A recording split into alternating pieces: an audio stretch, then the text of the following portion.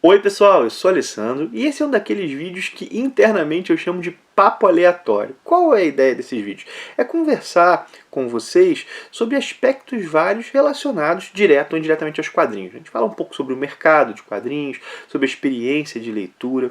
A ideia desse vídeo é a seguinte, é papear com vocês sobre a necessidade de formar novos leitores, ou melhor, sobre os caminhos de formação de novos leitores, sobre onde encontrar novos leitores.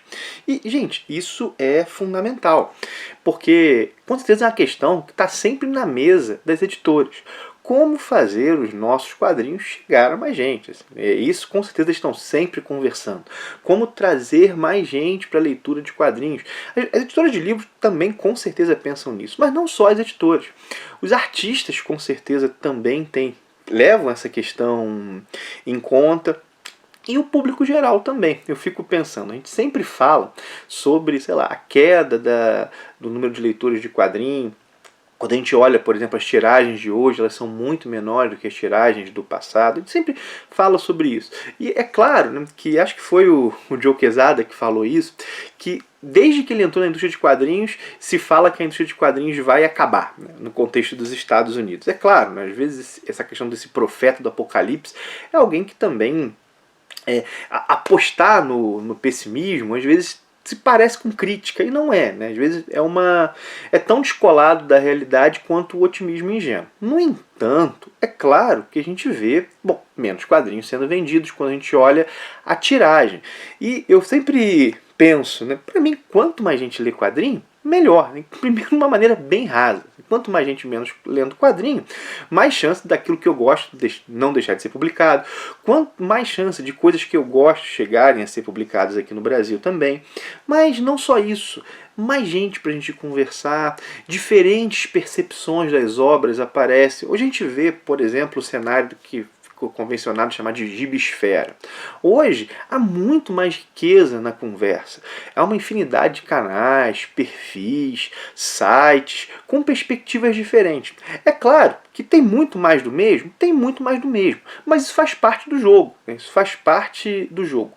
E eu fico pensando que com mais gente lendo, mais coisas assim vão acontecer, mais pesquisadores sobre quadrinhos vão aparecer, mais artistas aparecem, porque o artista antes foi um leitor.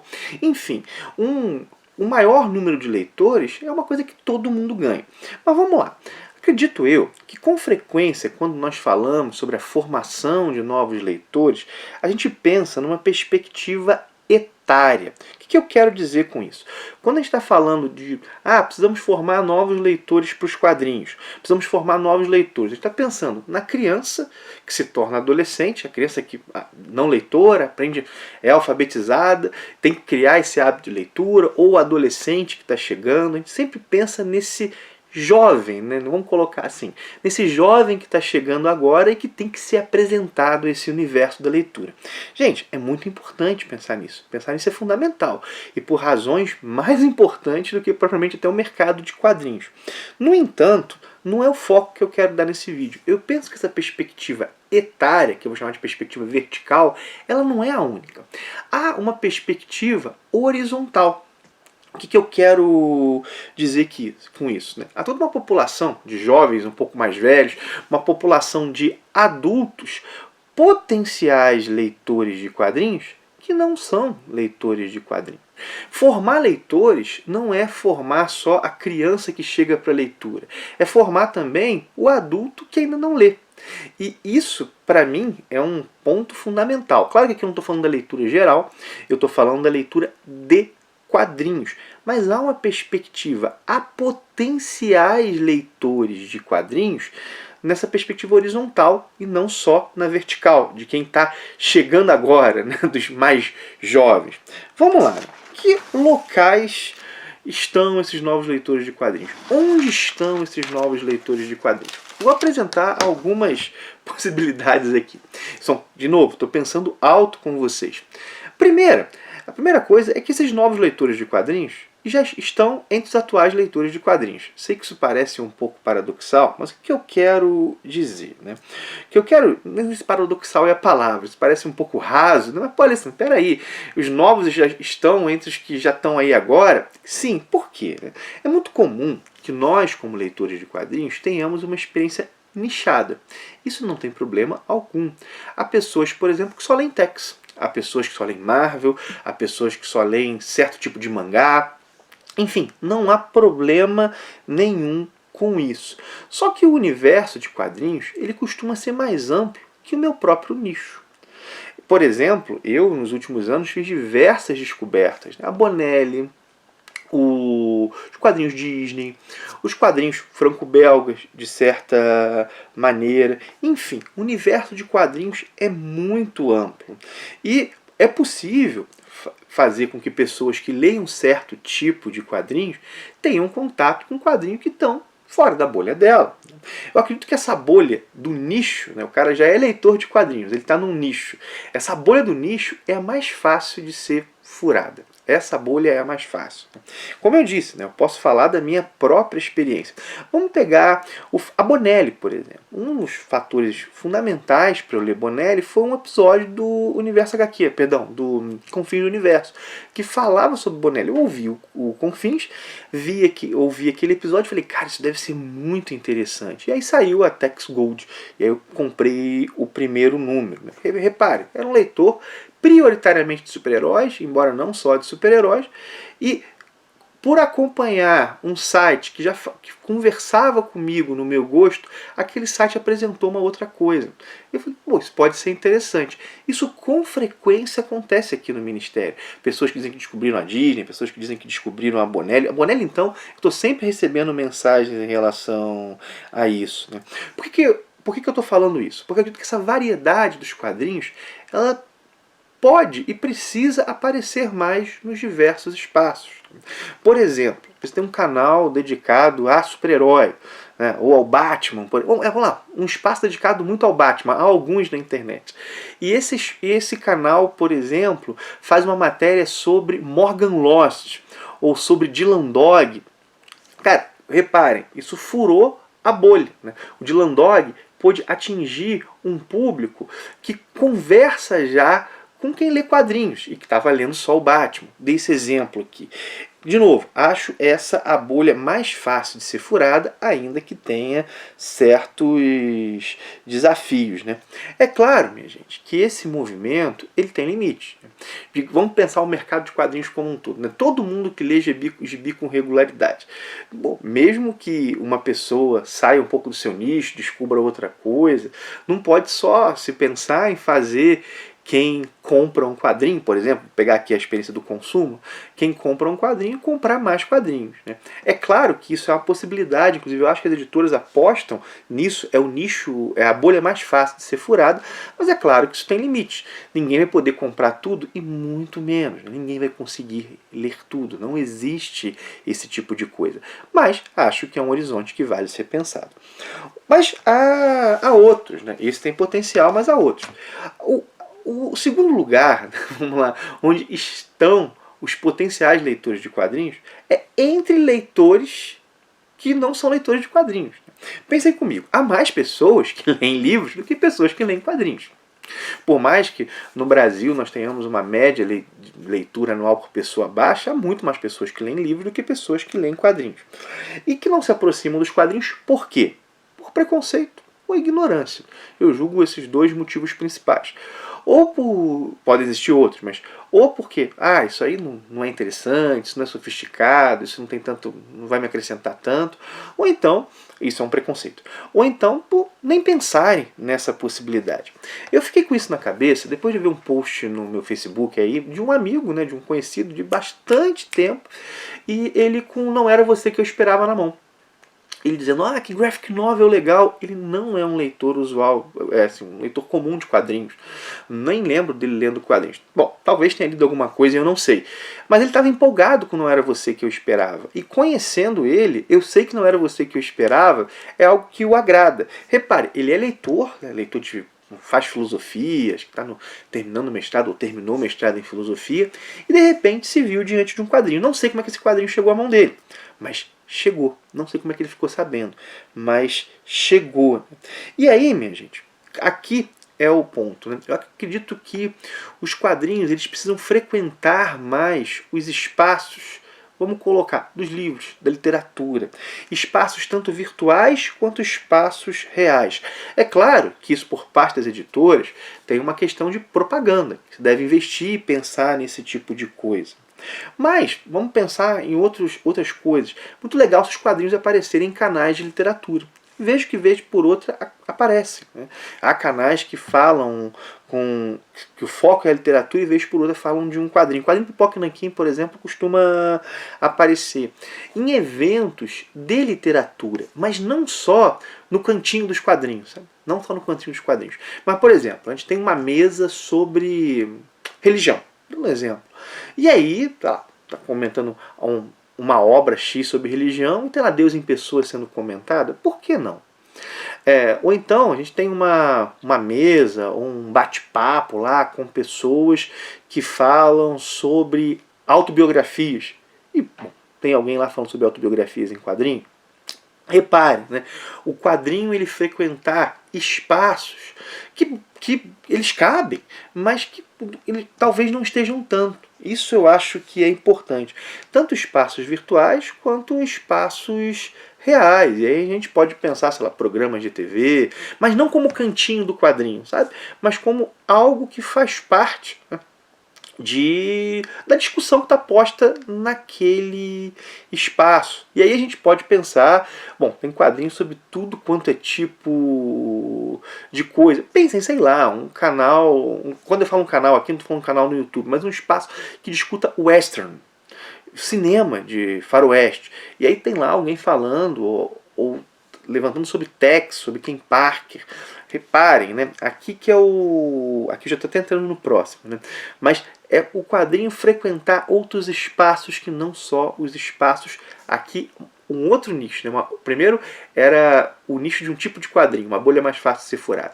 Aqui agora é o nicho dos leitores de quadrinhos. E o quadrinho tem que aparecer nesse outro espaço. Bom, mas vamos lá. Um outro local onde estão potenciais novos leitores de quadrinhos é entre consumidores de outras mídias, como cinema, videogame. E aqui eu penso que a aproximação ela deve seguir um pouco o critério que eu usei antes. Ela deve ser temática.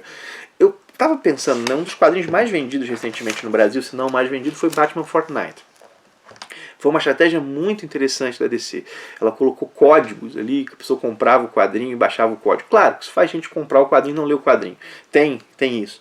Mas meu afilhado, por exemplo, ele comprou Batman Fortnite para ter o código, mas ele leu o quadrinho. E ele curtiu. E ele quis comprar, tá? Ele entrou em contato, mandou mensagem, perguntou onde vendia. E entre a galera que joga Fortnite, rolou um papo sobre isso. E o quadrinho é legal. O quadrinho é bem feito. Bom, falando como pelo menos quem leu as duas primeiras edições. Mas, sei lá, a galera que curte filmes de ficção científica. Saberem, por exemplo, que existe um Nathan Never. Saberem que existe muita coisa legal sendo publicada. E aqui, talvez, os catálogos, né, os catálogos aparecerem os quadrinhos do lado de livros. Bom, a Aleph, por exemplo, embora a Aleph faça um trabalho legal, mas, por exemplo, lá tem uma edição de Blade Runner, né, e aí lá apareceria um Nathan Never lá, claro que são editoras diferentes que publicam, mas só para vocês terem uma ideia do que eu quero dizer. Talvez encartes nos próprios livros. Bom, só estou pensando alto. Uma coisa aqui que não é bem uma mídia, mas que eu sempre falo aqui no canal, é de RPG. Entre jogadores de RPG, cara, a galera já tem certo hábito de leitura, gosta de certo gênero. E hoje, eu sempre menciono aqui que Dragoneiro é um quadrinho que, cara, eu tenho certeza que se chega essa galera que curte RPG de fantasia, o pessoal ia vibrar com Dragoneiro. Mas como fazer Dragoneiro ser conhecido por essas pessoas? O quadrinho tem que estar no espaço que essas pessoas frequentam, tanto espaços virtuais quanto espaços reais. E aqui, é claro, né, tem a questão dos influenciadores hoje, que é um ponto importante. Um dragoneiro chegar na mão de alguém que curte muito RPG e fala mais de RPG do que de quadrinhos. Enfim, né? Eu estava pensando, né? A editora Culturama, que publica Disney, ela, por exemplo, teve a ideia de vender quadrinho em loja de brinquedo. Faz aqueles boxes da Culturama, que tem normalmente 5, 6 quadrinhos. E pelo que a Culturama diz, isso vende muito bem. A Culturama chegou em pontos de venda que não são os tradicionais pontos de venda de quadrinhos. As livrarias e e as bancas de jornal. E ela fala loja de brinquedo, outro tipo de loja. Numa live, uma conversa que eu tive com uma FIA aqui, ele falou que há pessoas que compram, sei lá, muitos quadrinhos da Culturama para vender em suas lojas. Então, o que a Culturama está fazendo? Ela está colocando seus quadrinhos num espaço que tradicionalmente o quadrinho não estava. E é um espaço... Bom, ela tem a vantagem de ser os quadrinhos Disney. Então, os pais já conhecem aquela marca. Claro, isso é uma vantagem enorme. Aquilo numa loja de brinquedo, é claro que pode ser, às vezes, um complemento a um presente. O garoto gosta muito do Mickey e tem lá uma caixinha que vende quadrinhos do Mickey. O moleque leva uma pelúcia do Mickey e um quadrinho. Então, tá nesses espaços. É claro que não basta estar no espaço para venda, né? Senão está no espaço para venda em calha. É importante também que o público ouça falar daquilo. A mera existência do produto não vai fazer com que chegue às pessoas. Ela é um passo importante. Até porque às vezes a pessoa passa por aquilo. Gente, a quantidade de oferta é tão grande. A quantidade de oferta hoje de livro, de filme, a quantidade de oferta é tão grande que é comum a pessoa passar pelas coisas e nem saber. Sabe aquela coisa que você abre a Netflix, por exemplo, e fica lá passando que filme. E nenhum filme parece interessante o suficiente, porque você fica, cara, se eu ver vou ver esse filme, esse aqui é legalzinho, mas será que ele é o melhor? Então as pessoas têm que ouvir falar. E aqui, claro, tem os influenciadores, tem a mídia tradicional, tem um monte de coisas que é importante que os quadrinhos frequentem espaços outros que não são dele. E aqui eu citei como exemplo, né, o espaços dos leitores que não são leitores de quadrinhos e dos consumidores de outras mídias. Minha gente, eu sei que tudo isso pode ter um custo para as editoras que normalmente operam em situações difíceis, tá? Assim, os quadrinhos não dão horrores de lucro, às vezes não tem esse capital para investir tanto no marketing, assim, editoras pequenas principalmente, editoras às vezes fazem uma campanha no Catarse, então é claro que apelar ao nicho, né? E aqui a gente pegou esferas de nicho, né? É o mais fácil, não acho só o mais fácil, acho importante também. Para venda isso é fundamental. Mas há estratégias que talvez não custem tanto, né? Podem custar tempo, né? Tempo, esforço, os contatos. Sei que às vezes as respostas não são tão fáceis. Às vezes o canal aqui do canal para as editoras, né? Às vezes não tem tanta resposta, embora muitas editoras muito solícitas, mas já ouvi, por exemplo, da galera falar que entrou em contato, não conseguiu. É claro que tem todos esses desafios, mas eu acho que pensar isso é importante. As editoras maiores, é claro, a Panini da vida, tem uma verba aí para marketing, mas é importante pensar nisso, né? Que há leitores que, vou dizer o seguinte, né? Que gostariam de ler quadrinhos, mas não sabem disso. E isso tem que chegar até eles, né? Bom, sei que hoje a gente vive um momento que tem enormes desafios, mas também tem suas potencialidades. Há uma abertura maior para quadrinhos hoje do que, julgo eu, houve no passado. Esse meu amigo, quando não era você que eu esperava, por exemplo, eu não esperava que ele lesse isso. E há uma abertura maior. As livrarias, por exemplo, embora as livrarias físicas estão em crise, mas há mais espaço para os quadrinhos. Há o desafio, claro, do preço. Dificilmente uma pessoa que não está habituada com uma coisa, sei lá, vai dar 80, 90 reais num quadrinho para experimentar. Então é claro, né, pensar obras mais acessíveis é fundamental, e pensar obras mais acessíveis para públicos diversos. Sei que isso é um desafio, né, porque tá lá, não é tão, tem os custos aí, mas embora o preço é um desafio, né, o preço é um desafio que tem que ser pensado, e eu não tenho condições de pensar isso aqui agora. Mas eu penso que há outros desafios que também tem que estar na mesa, né? Esse, por exemplo, da visibilidade é um deles. Tornar aquele quadrinho visível a públicos que gostariam de ler quadrinho e não sabem. Gente, sei que falar isso aqui é mais fácil do que fazer, mas achei que valia a pena essa reflexão mais ampla aí. E você, onde acha que estão possíveis novos leitores de quadrinhos? Bota aí nos comentários. Bom, minha gente, vou encerrando o papo, que está ficando já bem longo, né? Maior do que a média dos vídeos do canal. Espero que tenha achado interessante. Se achou, compartilha, mostra o vídeo para outros. É isso que faz a gente chegar aqui no canal, nossa comunidade crescer. Rumo aos 20 mil inscritos aí, estamos chegando aos 16. Se você está chegando através desse vídeo, se inscreve. Tem vídeo sobre quadrinhos todos os dias por aqui. Tem vídeo sobre quadrinhos de tudo quanto é tipo. Né? Pelo menos a primeira bolha eu acho que eu quebro um pouquinho, que é a bolha dos gêneros, né? A bolha dos tipos de quadrinho. Tem gente que descobre coisas bem distintas aqui. Né? O cara lê Bonelli, descobre um Disney. O cara lê Disney, descobre um super-herói. O cara lê super-herói, descobre um franco-belga. O cara lê franco-belga, descobre um brasileiro. Tem vídeo sobre quadrinhos todos os dias por aqui. Muitas resenhas, papos como esse, enfim. Se inscreve. Lembrar também que tem um link da Amazon na descrição, tem um link da loja da Panini, tem um cupom da loja da Editora Novo Século. Qualquer coisa desses que você usa, se entrar pelo link da Panini, entrar pelo link da Amazon, usar o cupom da loja do Novo Século na loja do Novo Século, tudo isso ajuda o canal a se manter e a melhorar. Isso aqui tem um custo, né, minha gente? Não tem jeito, né, para manter isso. E pelo menos por enquanto, a estratégia que eu utilizo são esses links padronizados, não, né? Links patrocinados, né? Patrocinados. Enfim, minha gente, é isso. Valeu por ter assistido. Abração e até o próximo vídeo.